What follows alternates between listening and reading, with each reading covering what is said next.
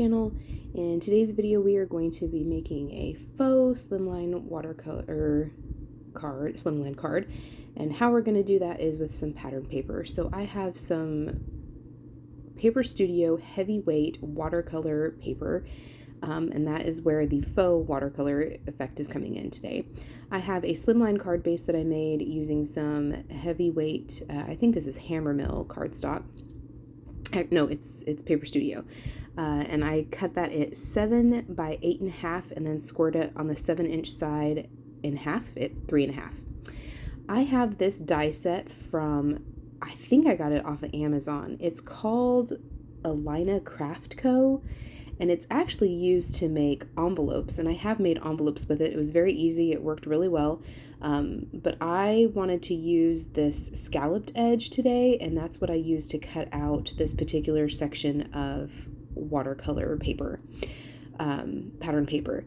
So that's what I used today. If you happen to know the name of it, be sure to drop that in the comments below, but I don't know that it even had a name on it. I'm using the Spellbinders die set today to cut out some white cardstock. This is going to be my sentiment later on, and I'm going to use these scraps here of the offcuts of that pattern paper to stamp out these leaves. For the sentiment, that comes from the PinkFresh Studio DHALIA bunch stamp set, and I'm just going to use the words that say "just because." This is the Simon Says Stamp Fractal Leaves die set, stamp set, and I'm using not the largest one that looks like a maple leaf, but the other 3 larger ones, an oak leaf, and I don't know what other leaves those are, but they are leaves that I'm going to use. And I'm going to place those on these offcuts and use that to add the images to our card. I'm using some Amazon vellum that I bought many moons ago. That is a very lightweight vellum. There are thicker vellums out there, but this one's very lightweight. I'm using Recollections Snow Detail Embossing Powder, and I'm using my VERSAMARK ink today to do some heat embossing.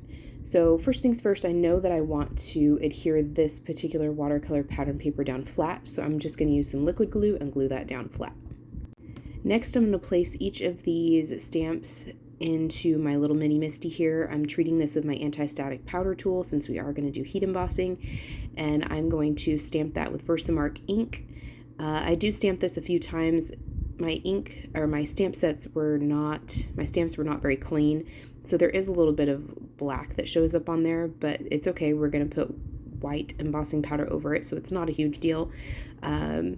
If you were going to do clear, you would definitely want it to be clean, and that would be an issue, but because we're using white, it's not a big deal. I do end up stamping it twice, just to make sure I have a good, clean, crisp impression, and then I'm going to sprinkle on that white, or that snow embossing powder from Recollections. I'm going to repeat that for this other section that has some warmer tones on it, some pinks and purples, and I will again stamp that twice and sprinkle over the embossing powder, and then I will heat set these. I do let my heat gun heat up while I'm kind of cleaning things up, just so that the hotter your heat gun is, the faster it melts the embossing powder and the less warping you get. I do end up fussy cutting these out, and so the warping isn't a huge deal, and this is a heavier weight cardstock, so there isn't really a whole lot of warping, but if you struggle with getting warping, make sure that your gun is really hot and that you move things along. Even heating it up from the back helps with warping, so that's another kind of tip to help you if you are struggling with your heat embossing. Once those are all heat set, I am going to fussy cut these out. I do not enjoy fussy cutting at all. It is not my jam, therefore I don't practice it very much, and I'm not very good at it. But I have learned that if you want to have somewhat successful fussy cutting, the best thing to do is to hold your scissors in your dominant hand and then move the paper with your non-dominant hand. Keep your scissors in place, and then move the paper with your dominant hand, your non-dominant hand, excuse me. You'll get better results. They'll be cleaner cuts. They won't be quite as jagged, and you'll just get some better luck with your fussy cutting. Like I said, this is a faux watercolor look. If you have, and I'm using pattern paper, but if you have like a gel print that you made, if you wanted to do ink smooshing, if you wanted to do actual watercolor, that's totally an option. And that was my intent when I first started to make this card. I was going to use my watercolors and make my own little watercolor leaves. But when I cut off the background piece, I thought, well, let's just use what we've got here, because that way I know that these will for sure match. The colors will look nice together. I don't have to do a whole lot of thinking to get the colors to match. I know they'll match because they're from the same pattern, the same pad. So here I thought I was going to use 6, but it didn't really fit. It looked really crowded, and I couldn't really get 6 to fit. So I chose 5.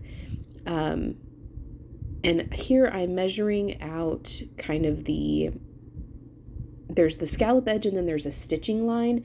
And I'm trying to measure inside that stitching line to figure out how big I want my vellum piece to be. I end up cutting my vellum to 7 3/4 by 2 3/4, and that gives me the margins on the side that I wanted. And I just used my paper cutter to do that. I played with my layout a little bit on how I wanted these leaves and kind of what order I wanted them. I didn't want all the blues together. I didn't want all the pinks together. So I tried to kind of space the colors out a little better. And then I put some instant dimension foam tape from Altenew on the back of each of these. And then I'm going to peel off the backers. And how I got my spacing is I started with the center first, the one that I knew I wanted to be in the middle. And then I'm going to take the 2 outer ones and put those where I think they go. And then I'll fill in the gaps with the middle ones. That helped me get my spacing a little better and helped it look a little more even. So that's how I got my spacing. And then I will lightly tack these down until I know for sure that that's how I want them and I like the spacing. So here I am, I think I like the spacing, and I am just using my tweezers to kind of help keep my fingers out of the way. I forget to use these tweezers. They are a very useful tool, and I forget to use them quite often, but they are very handy when I remember that I have them and that they are very useful. So here I've actually pushed down that foam tape because I do like the spacing. Because I mentioned like before that this vellum is very thin, and vellum is very tricky to adhere down. So you can either put like a spray adhesive on the back of it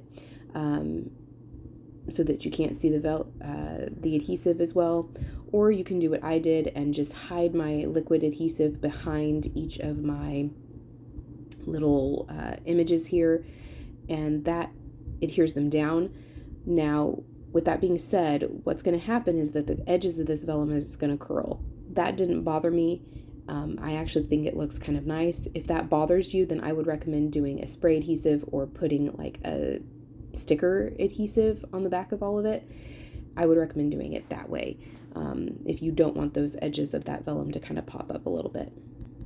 For the sentiment, I brought in Salvaged Patina Distress Oxide Ink and stamped the Just Because from this PinkFresh Studio DHALIA bunch stamp set. I stamped that right in the middle of that little banner shape, and I will adhere that down flat. I just used some liquid glue and my T-square ruler just to ensure that that was straight on the card. I thought these leaves needed just a little bit of sparkle, so I'm taking my Spectrum Noir clear glitter brush pen and putting that all over the leaves. And then I felt like there was just too much open space on that sentiment, so I'm going to end up bringing in some pearls from my stash. I believe I purchased these off of Amazon, and I will glue those in place.